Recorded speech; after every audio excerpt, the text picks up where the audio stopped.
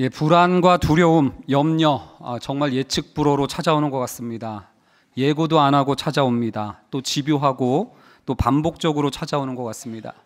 오늘 본문도 그렇습니다. 열왕기하 5장에 아람의 군대 장관 나아만을 고쳐줬으면 아람과 이스라엘은 평화 무드가 조성될 줄 알았는데 6장에서 이유도 없이 아람 왕은 이스라엘 왕을 죽이겠다고 여러 차례 매복을 하게 됩니다.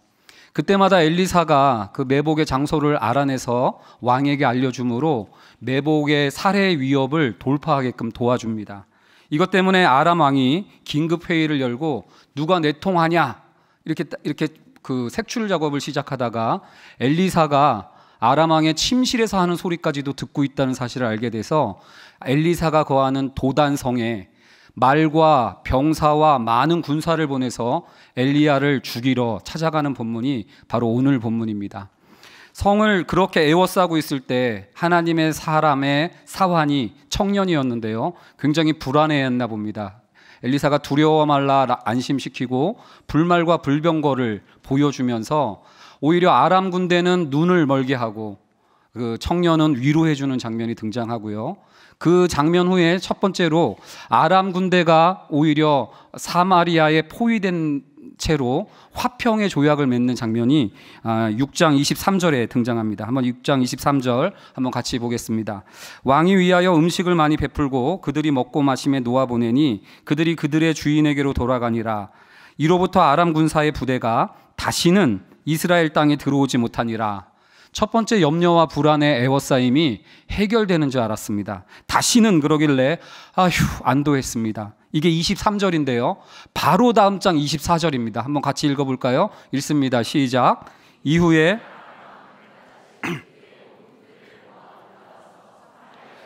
이거 뭡니까? 마침내 다시는 이스라엘 땅에 들어오지 못하니라 했는데 바로 그 다음 절에 기습적으로 또 온 군대를 몰고 또 불안이 에워싸는 장면을 보게 되는 것입니다.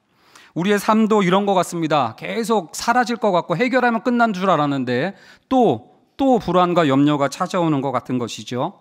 첫 번째 찾아올 때만 해도 청년만 불안했습니다. 15절 말씀 보면은요, 하나님의 사람의 사환이 일찍 일어나 군사와 말과 병거가 성읍을 에워싼 것을 보고 내 주여 우리가 어찌하리까 그러면서 이 청년이 굉장히 힘들어하는 장면을 보여줍니다.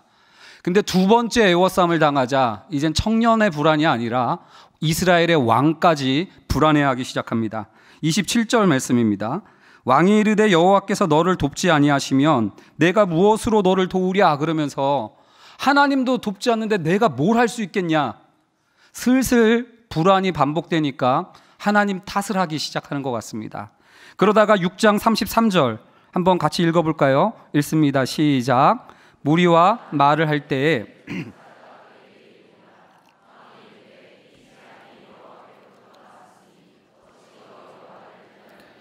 재앙이 길어지고 고난이 길어지니까 이 재앙이 여호와께로부터 나왔으니 어찌 더 여호와를 기다리리요 하면서 이제 하나님도 안 도와주니 이제부터는 어쩔 수 없다. 더 이상 기다릴 수 없다. 내 힘으로 어떻게 해봐야 되겠다. 이게 여러분들 불안의 메커니즘이 아닐까라는 생각이 듭니다.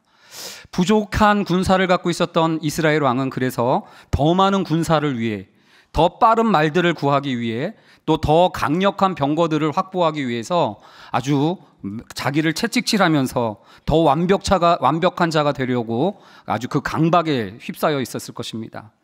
그리고 부족해질까 봐 굉장히 불안해했을 거고, 부족함을 도저히 못 견딘 채로 굉장히 전전긍긍했을 이스라엘 왕의 모습을 보게 됩니다.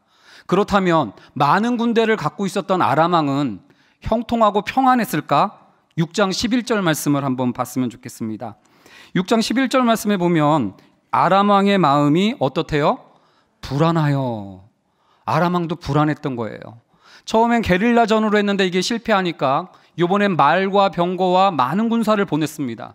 근데 그것도 안 되니까 이번엔 온 군대를 보내는 건데 그 원인이 뭐냐면 불안함이었다라는 거예요. 어쩌면 부족한 자는 부족하기 때문에 그 염려와 불안이 떨쳐지질 않아요.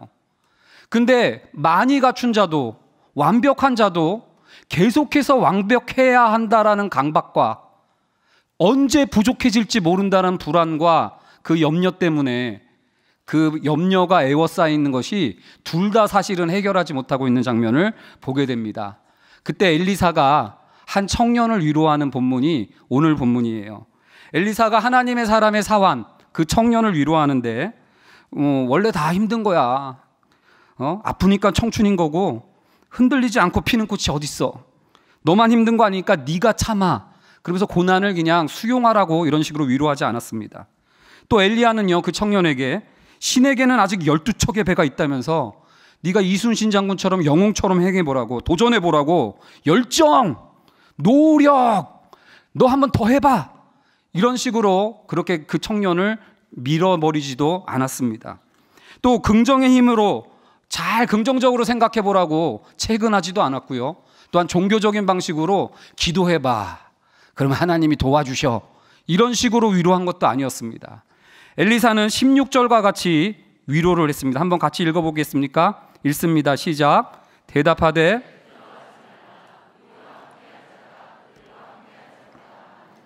염려와 불안이 에워싸여 있을 때 엘리사가 청년을 위로한 것은 수용해라, 더 열심히 해라, 긍정적인 마인드를 가져라, 기도해봐라 이런 방식이 아니라 너 혼자 아니다. 우리와 함께한 자가 있다. 너와 함께한 자가 있다뿐만 아니라 많다라는 것으로 위로해주고 있는 장면이에요. 제가 복음을 공부하면서 깨달은 게 있습니다. 성경에서 우리의 인생의 부끄러움과 수치와 두려움과 불안의 모든 원인은 창세기 3장과 4장에 나와 있습니다. 선악과로 더 완벽해지려고 하는 시도를 하다가 하나님으로부터 멀어져 버린 인생. 그래서 하나님을 떠나서 혼자 숨어 있을 수밖에 없는 나 홀로 남아있는 이 인생 때문에 불안과 두려움이 계속 찾아왔다는 거예요. 뿐만 아니라 창세기 4장에 보면 나보다도 부족한 동생이 자기보다 더 인정받는 장면을 보고 가인이 그 아벨을 참지 못하고 죽여버리는 장면을 통해서 부족한 사람이 나보다 더 인정받을까 봐 가족과 관계와 공동체로부터 유리된 채 혼자 벌벌 떨고 있는 가인의 모습. 결국은 복음은 우리 인생의 문제가 하나님 없이 사는 홀로 남은 인생이 우리의 궁극적인 문제라고 얘기하는 것 같습니다. 그래서 성경에 보면 목자 없는 양, 그죠? 아버지 없는 고아, 남편 없는 과부, 이러한 상황의 현실로 우리들을 보여주고 있죠. 근데 복음은 임마누엘 예수를 드러내주는 겁니다. 너희들이 혼자가 아니라고. 아무리 죄인 되었고 원수 되었어도 혼자 있는 게 아니라고, 우리와 함께 앉는 자가 있다라는 사실을 보여주는 것이 복음인 줄로 믿습니다. 성경은 이 복음을 들려주기 위해서 들리는 복음을 기록하고 있는 책이에요. 근데 주님께서는 성경만 복음으로 제시한 게 아니라 복음을 눈에 보여주시고 싶으셔서 세례식을 제정해 주셨습니다. 주님은 또한 복음을 손에 만져도 봐라 라고 이 복음을 만지게 해주시려고 성례식을 제정해 주셨습니다. 우리가 지난주에는 세례식을 했고요, 이번 주에는 성찬식을 하게 됩니다. 주님이 특별히 정하신 두 가지 성례예요. 저는 근데 이 장면을 보면서, 제가 세례식 담당인데요, 저는 세례식을 결혼식 컨셉으로 하자 극구 주장했습니다. 그래서 막 세례식 때 여기 카펫이 깔리고 꽃장식이 되고 신부 입장, 교역자들 힘들어 죽어났어요. 그럼에도 불구하고 제가 결혼식 컨셉을 강조했던 까닭이 있습니다. 제가 결혼할 때가 생각났거든요. 저 결혼할 때 제 하객들이 어디 상훈이 보러 오자 이렇게 결혼식 오는 사람 없던데요. 오히려 누가 찌질한 이상훈을 사랑해서 결혼하는지, 누가 아내인지 보러 가자. 다 날 보러 오는 게 아니라 나를 사랑하사 자기를 버리시고 비가 오나 눈이 오나 젊을 때나 늙을 때나 약할 때나 강할 때나 한결같이 사랑해 주겠다라는 그 사람이 누군지 궁금해서 오는 게 결혼식이더라고요. 세례식을 통해서 그 주님이 보고 싶었던 겁니다. 내 믿음의 결단과 어떤 결기가 아니라 그런 나를 사랑해 주셨던 주님을 세례식을 통해서 주님은 보이는 복음으로써 보여주셨어요. 성찬식도 마찬가지입니다. 내 믿음의 어떤 결기와 세기와 회심의 문제가 아니라 연약하고 죄되게 살았는데 나를 위해서 자신의 살과 피를 쏟아주신 저분이 저기 앞에 누워있는 장면을 보라는 거예요. 나는 굶주려서 늘 불안했는데 자신의 모든 것을 우리 손에 쥐어주시는 그분을 바라보라는 게 성찬식입니다. 이렇게 복음은 나 혼자의 힘으로 살아갈 것 같아서 불안했던 우리에게 아니야, 혼자 아니야, 너와 함께하는 분이 계셔라는 것을 강력하게 보여주는 것이 복음인 줄로 믿습니다. 이 복음을 묵상하던 터에 최근 제가 그러지 않았는데 어쩌다 드라마를 보게 됐습니다. 제목 동백꽃 필 무렵. 주인공은 고아인데다가 미혼모예요. 촌구석에서 술집으로 근근히 생활해가는 박복한 여인 동백이라는 배우입니다. 공효진 씨가, 효진 자매를 제가 좋아해서 보게 됐습니다. 근데 이 자존감이 바닥인 이 자매를 위해서 두 남자가 등장을 하는데 하나는 수십억 대 연봉의 운동 스타 강종열이에요. 누구요? 강종열. 그리고 이 동백이의 첫사랑인데다가요, 동백이 미혼모의 아빠예요. 사실 알고 보니까. 한참 후에 만났는데 그 사는 꼴이 처참하다 못해 동정심에서 동백이를 도우려고 이렇게 하다가 정이 다시 붙습니다. 근데 강종열의 사랑하는 방식은 다음과 같아요. 네 팔자가 이게 뭐냐? 그러면서 동백이가 이 애워싸인 불안과 염려의 문제를 해결하려면 네가 더 노력해서 돈도 좀 더 벌고 네가 노력해서 좋은 환경으로 이사도 가고 그래야 그때 가서 불안이 사라진다라는 방식으로 지금 이 꼴, 지금 이 팔자로는 안 되고 뭔가 더 나아져야만 된다는 것을 강조합니다. 동백이를 안 사랑하는 건 아닌데 네가 좀 더 해봐라, 이게 강종열식 사랑법이었어요. 근데 이 드라마의 핵심은 황용식입니다. 촌무파탈. 촌스럽지만 한결같이 동백 씨를 사랑해주는 사람이에요. 아니 내가 있는데 무슨 걱정이요? 이런 식으로 이제 동백이를 대하는 거예요. 이렇게 얘기합니다. 인제 나는요, 까불이건 아니건 북에서 탱크로 쳐밀고 들어와도 동백 씨는 지켜요. 동백 씨 하나는 반드시 지켜요, 내가. 막 이렇게 얘기해요. 얼마나 든든합니까? 만일 하나님이 우리를 위하시면 누가 대적하리요? 지금 이 얘기예요. 그리고요, 또 이런 대사가 있습니다. 내가 이쁘다 하는데 자꾸 누가 남들 같았으면요 진작에 나 자빠졌어요. 근데 누가 너를 욕해요? 동백씨 이 동네에서요 젤로 세고 젤로 강하고 젤로 훌륭하고 젤로 장해요. 의롭다 하시는 하나님이신데 누가 정죄하리요? 칭이에요, 칭이. 강 선수님 참 멍청한 놈이에요. 몰라요? 동백씨가 얼마나 혼자서 빛나는 사람인지를? 너께서는 다 가지려고 그 여자 버렸겠지만은요, 나는 다 없어도 동백씨 하나만 있으면 돼요. 우리를 하나님의 사랑으로부터 누가 끊으리요?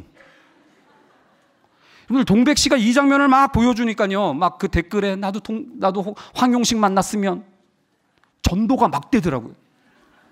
저는 이게 율법과 복음의 대조처럼 보였습니다. 강종열은 이 꼴이 이게 뭐냐면 더 네가 노력해라. 그러면 나중에 그때 가서 인정받는다. 이게 뭐예요? 육신의 자랑을 갖춰라. 육체의 자랑을, 바울식으로 얘기하면 육체의 자랑을 가지면 그때 가서 사람들이 너를 인정해 준다. 종교적으로 얘기하면 네가 율법으로 말미암아 하나님께 인정받아서 그 다음에 복 받아라. 율법주의적인 방식이 자꾸 방언이 나오려고 그래. 강종열씨 사랑법이에요. 근데 황용식식 사랑법은 뭐예요? 이미 충분히 빛나요. 네가 해봐라가 아니라 내가 있어, 이거예요. 주님이 복음이 바로 이 장면이면 네가 왜 혼자요? 자기가 있는데 무슨 걱정이냐고로는 고백을 하는 거예요. 그러다 보니까 사람이 바뀌더라고요. 동백이가요, 그 황용식 씨 엄마가 미혼모의 고아인데다가 이러니까 그 결혼을 찬성하겠습니까? 근데 그 앞에 가서 이런 고백을 합니다. 도도한 척 센 척 하려고 그냥 바득바득 버텼는데요. 근데 제가요, 사람이 그리웠나 봐요. 관심받고 걱정받고 싶었나 봐요. 잘 들으세요. 내 걱정해주는 사람 하나가 막 내 세상을 바꿔요. 내 걱정해주는 사람 하나가 막 내 세상을 바꿔요. 내가 노력해서 바꾼 게 아니라 내가 있는데 뭐가요? 이랬던 사람 하나가 그 사람을 진짜 바꾸기 시작했다는 거예요. 강종렬이 고백합니다. 동백이에게 빛이 나기 시작했다. 그리고 황용식도 고백합니다. 강선수님, 동백씨 나랑 있어서 이쁜겨. 사람 생각해봐요. 동백씨 네 옆에 있을 땐 맨날 울상이었지. 네 스스로 노력해서 인정받으려고 하는 그 시도는 늘 울상이었어요. 근데 내 옆에 있으면 맨날 이뻐. 더럽게 잘 웃어. 그런데 이게 저는 율법과 복음의 클래스 차이라고 생각을 합니다. 여러분들은 어떻습니까? 여러분들의 하나님은 강종렬식이십니까? 아니면 황용식 다우신 분이십니까? 네가 더 노력해봐. 더 기도해야 그 다음에 복 받지. 네 팔자가 지금 이게 뭐야? 이런 하나님을 믿고 있습니까? 아니면 내가 위하는데 누가 뭐라고 그래요? 이 하나님을 여러분들이 복음으로 받고 있느냐를 묻는 거예요. 저 그 주님을 아는 사람이었고 그 주님을 믿고 있고 알고 있다고 생각했던 사람이었습니다. 그 주님 안 믿는 거 아닌데 불안이 휩싸이고 염려, 근심, 두려움에 에워싸이니까 그 주님이 휙 보이지가 않았던 적이 있었습니다. 지난 여름이 제 평생 어느 때보다도 힘겨웠던 때였던 것 같습니다. 정말 불안이라는 게 이렇게 겹겹이 쌓여오는구나, 무서울 정도로 불안했습니다. 아내가 갑자기 암 판정을 받은 거예요. 아이들은 또 어려요. 설상가상 셋입니다. 불안이 계속해서 엄습했어요. 처음에는 자고 나면 괜찮아지겠지 했는데 이 자고 나도 일주일이 지나고 한 달이 지나고 두 달이 지났는데도 이 두려움이 스멀스멀 싸하게 계속 찾아오더라고요. 그러던 중 나도 모르게 굉장히 고독해졌습니다. 그러면서 제 속으로 하나님을 안 믿는 건 아니지만 이건 어차피 내 싸움이라고, 그러면서 내가 지금부터 정신 똑바로 차려서 돌파해야겠다고 각오를 하고 달려들기 시작했습니다. 아내를 처음에 병원에 데리고 갈 때 병원 문을 열면서 니들 다 죽었어. 그러고 들어갔어요. 강한 척한 거죠. 그러고 있던 차에 동역자들이 근심 어린 표정으로 괜찮냐 위로해주면 제 마음이 약해지는 것 같았어요. 그 표정 때문에. 저를 불쌍하게 대해주는 그 표정 때문에 내 마음이 약해질까 봐 그게 싫었고 그게 피하고 싶더라고요. 나는 강하게 버텨야 되는데. 속으로는 또 내 슬픔 저 사람들이 진짜 알까? 이런 의심도 들면서 다른 한편으로선 더 이상 걱정 끼치지 말자, 내 있는 저주가 민폐겠다라는 그 염려가 몰려오면서 교회를 사임하기로 결정을 하기도 했었습니다. 그런 식으로 그냥 버티고 철저히 내 힘으로 버텨야겠다 다짐을 한 거죠. 주님 사랑 안 했던 것도 아니고 주님을 믿지 않았던 것도 아닌데 그 순간만큼은 주님이 보이지 않았던 겁니다. 그러던 어느 날 이찬수 목사님이 부르셔서 기도해 주신다고 그래서 감사하게 기도를 받았습니다. 목사님 기도 후에 이제 기도 받았으니 스스로 약해지지 말고, 더 이상 약해지지 말고 다시 힘내서 잘 버티자 하고 목사님 방으로 나가려고 하던 차였습니다. 목사님이 기도해 주셨으니 이제 내 노력으로 또 다시 한번 달려가야지 이러고 또 강하게 나오려고 했는데 갑자기 목사님이 이 목사 이렇게 부르십니다. 뒤를 돌아봤는데 목사님이 갑자기 팔을 벌리고 뭐 하시나? 안아보자 그러시는 거예요. 목사님이 안아주신다고 하니까 그냥 안겼습니다. 근데 희한했습니다. 그럴 분위기도 아니었고 제가 그렇게 울었던 적도 없었는데 진짜 흉측하게 금수처럼 울었습니다. 이상한 소리를 내면서 내가 왜 울지? 내가 왜 이러지? 이러면서 울었습니다. 드라마를 보면 굵은 눈물이 멋지게 쫙 이럴 줄 알았는데 그러면서 목사님한테 한다는 소리가 기껏 창피해요. 내 왜 이래요? 창피해. 그러면서 그냥 그 방을 도망치듯 빠져나왔습니다. 그때 내 힘으로 버티겠다고 견디고 있었던 나였는데 이 싸움 나 혼자 싸우는 싸움인 줄 알았는데 목사님이 안아주시고 그렇게 엄청 울다 보니까 이 싸움이 나 혼자 싸우는 싸움 아니었구나. 주님의 몸된 교회와 함께 싸워주는 싸움이었구나. 그들과 함께한 이들보다 우리와 함께한 이들이 많다라는 이 열왕기상 이 말씀이 슬슬 와닿기 시작했습니다. 그러면서 6장 17절 말씀 한번 보겠습니다. 같이 봅니다. 시작. 기도하여 이르되 여호와여 원하건대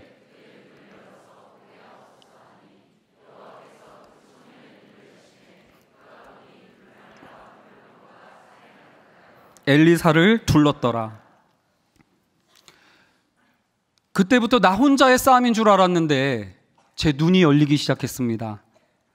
저에게 위로를 해주고 근심 어린 표정으로 바라봐 주는 것이 내 마음이 약해지는 걸까봐 그거를 회피하고 싶었던 나였는데, 그때부터는 그게 저의 불말과 불병거로 비춰지기 시작했습니다. 엘리사가 아람 왕의 침실에서 하는 소리까지도 다 듣고 이스라엘 왕을 구해줬던 것처럼, 때로는 우리 부부가 안방에서 나눈 이런 속닥거림조차도 분당 우리 교회 불말과 불병거들이 듣고 구체적으로 도와주신 일들이 하루 이틀이 아니었습니다.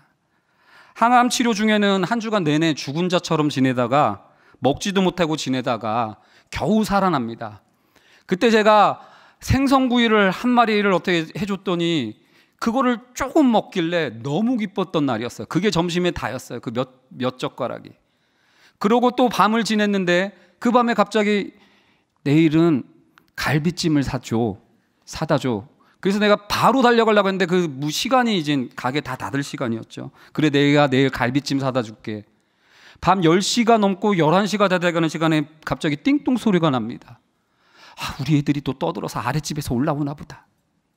근데 문이 열렸는데 우리 분당 우리 교회 불말과 불병거를 타고 배달이 왔습니다. 갈비찜이.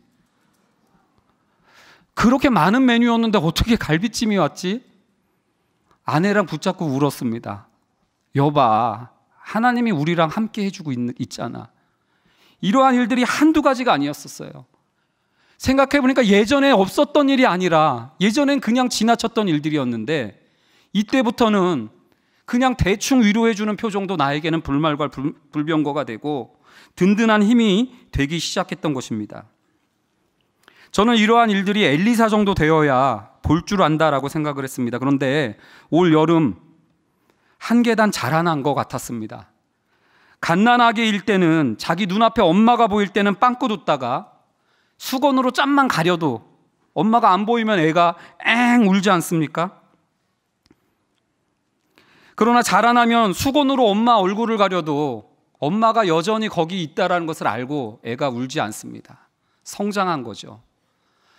불안이 염려가 애워쌌을 때 주님이 보이지 않으니까 엉엉 울었습니다. 주님은 근데 제가 좀 자랐나 봅니다. 눈이 밝혀져서 불말과 불병거를 보기 시작하니까 주님은 보이지 않고 교회 지체들만 보이는데도 주님 본 것처럼 든든했습니다.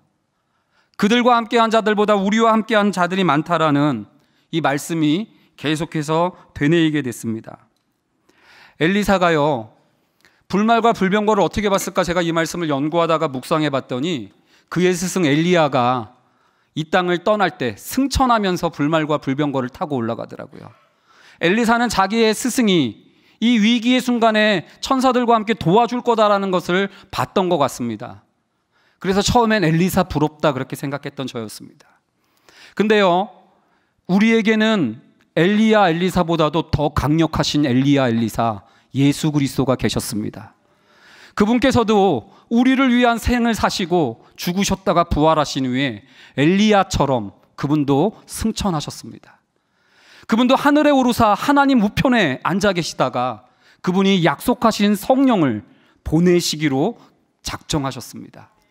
그분은 성령과 불로 세례를 주는 분이셨고, 그분은 승천하신 후에 그분을 기다리고 있었던 제자들에게 한 사람도 빠짐없이 불의 혀가 갈라지는 것을 각 사람의 머리 위에 임하게 하셨습니다.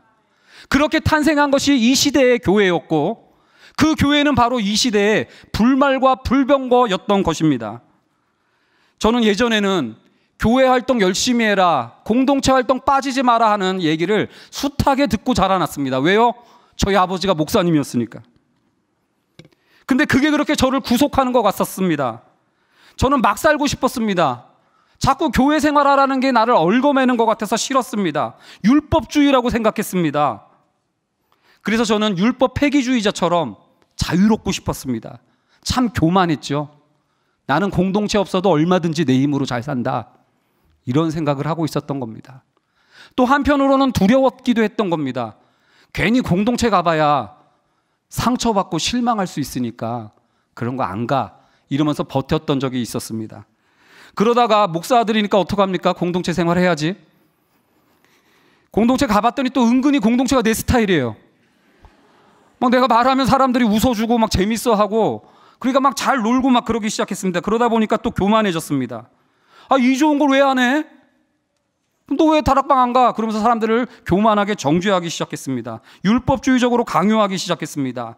다락방 모임 없으면 교회가 흩어질지 모른다라는 두려움으로, 또는 다락방 같은 거 안 하면 하나님이 너를 기뻐하지 않으시며 너를 복주지 않을 것이다라는, 그러면 결코 장가를 못 갈 것이다라는 것으로 협박하며, 그렇게 공동체의 중요성을 그런 식으로밖에 설명 못했던 것 같습니다.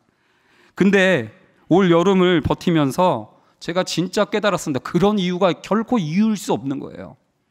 주님이 우리 보러 교회, 주님이 우리에게 선물하신 공동체, 다락방, 이런 모든 것들은 뭐 복 받을까봐 아닐까봐 이런 조건이 아닙니다. 우리를 황용식보다도 더 큰 열정으로 사랑하시는 주님께서, 나를 그렇게 끝까지 사랑하시는 그 주님께서 계속해서 고민하셨던 거예요. 쟤를 뭘 어떻게 하면 행복하게 해줄까? 제 애워싸 있는 불안 가운데 뭐 어떻게 하면 저렇게 든든하게 해줄까? 주님이 고민해서 가장 좋은 길로 예비해 주신 것이, 주님이 하나님의 우편에서 하늘과 땅의 모든 권세를 가지시고 주님께서 만들어내신 것이 바로 교회고 공동체였다는 사실을 저는 이번 여름을 통해서 더 피부로, 귀로만 듣던 그 공동체를 눈으로 보게 되었던 겁니다. 요한일서 3장에 보면, 보라, 아버지께서 어떠한 사랑을 우리에게 베푸사 하나님의 자녀라 일컬음을 받게 하셨는가. 그런 사랑을 받은 자들이 모여있는 공동체. 그래서 이 모임은 해야 돼서가 아니라, 주님이, 나를 사랑하는 주님이 가장 좋은 것으로 만들어주신 선물이다라는 마음으로 내가 다시 바라봐야 되겠다라는 결단과 각오를 하게 됩니다. 그런데 오늘 본문은요, 마지막으로 엘리사처럼 해봐라 우리에게 채근하는 게 아니에요. 엘리사는요, 눈뜨게 하려면 기도했어야 됐습니다. 근데 우리 주님은 엘리사보다 더 크신 주님이에요. 이 본문은 엘리사가 있으면 이렇게 든든하다를 보여주는 본문인데, 우리에게는 엘리사뿐입니까? 예수 그리스도가 계십니다. 예수 그리스도는 눈뜨게 하려고 기도하는 분이 아니라 직접 눈을 뜨게 하신 분이십니다. 나면서부터 보지도 못한 자를 주님은 진흙에 침을 이기시더니 눈에 발라주시고 실로암 못에 가서 씻으라 한 다음에 그 눈을 뜨게 하셨어요.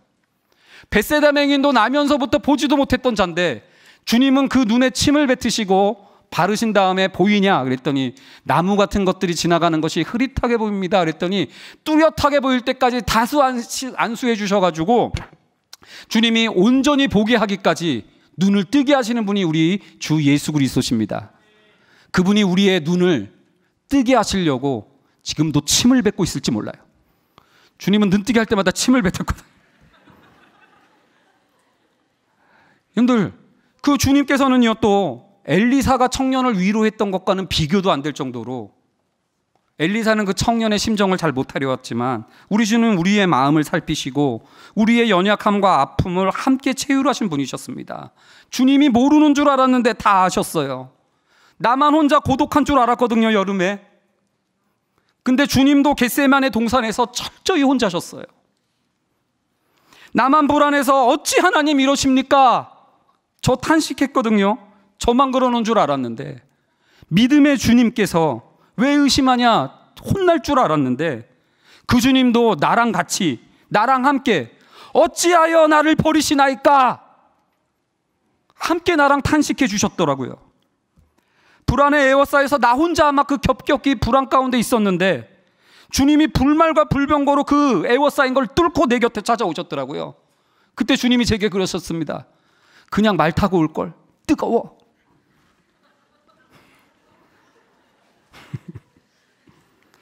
우리 아내 몸속에 암덩이가 박혀서 아파하고 힘겨워했는데 우리 주님도 몸속에 못이 박혀서 그 아픔을 알고 계시더라고요. 항암주사 맞을 때마다 병원에 며칠씩 죽은 자처럼 누워 있었는데 우리 주님은 아예 무덤에서 죽은 자가 되어버리셨습니다. 주님이 내게 찾아와서 염려해주는 지체들의 표정 속에 주님께서 나를 위해서 괜찮냐, 기도해 주겠다라고 하는 그 성도들의 말 속에 나를 붙들어주고 안아주시는 그 품 속에서 저는 주님을 보게 됐습니다. 나보다 나를 더 사랑하시고 생각해 주시는 주님께서 자신의 피값으로 우리를 위해 준비하고 사셔서 마련해 주신 교회, 이것을 다시 봐야 되겠다라는 생각으로 오늘 말씀을 마칩니다. 이 교회를 다시 볼 수 있는 눈을 열려달라고 오늘 기도하길 원합니다. 개독교라고 욕하는 세상인데 애워싸인 아람 군대에 속지 마시고 불말과 불병거로 보여주신 교회 공동체의 아름다움을 다시 보는 우리가 됐으면 좋겠습니다. 그런 면에서 시편 27편 3, 4절 마지막으로 함께 읽고 오늘 기도하도록 하겠습니다. 다 같이 한번 말씀 읽어보도록 하겠습니다. 군대가 나를 대적하여 진칠지라도 내 마음이 두렵지 아니하며 전쟁이 일어나 나를 치려 할지라도 나는 여전히 태어나리로다. 내가 여호와께 바라는 한 가지 일, 그것을 구하리니 곧 내가 내 평생에 여호와의 집에 살면서 여호와의 아름다움을 바라보며 그의 성전에서 사모하는 그것이라. 아멘. 우리 눈이 밝아져서 평생토록 여호와의 공동체 속에 살기를 기뻐하기를 바랍니다. 그곳에서 나의 완벽함과 우리의 어떠함이 아니라 더 나아지려는 강박과 부족해질까 하는 불안과 염려 가운데서 사는 것이 아니라 가득한 주님의 아름다움을 바라보면서 살게 되는 우리이기를 기도합시다. 뿐만 아니라 서로가 서로를 환난 날에도 숨겨주는 초막이 되고 비밀이 지켜주는 장막이 되어주며 함께 웃어주고 함께 울어주는 우리가 되므로 악인들 위해 높이 세워줄 수 있는 반석이 되는 교회, 그러한 분당 우리 교회, 이 시대에 교회가 없어서 기근인 것 같은 이때에 그러한 교회 만들겠다고 눈물 흘려 기도할 수 있는 불말과 불병거와 같은 우리가 되기를 이 시간 함께 기도하기를 주님의 이름으로 축원드립니다.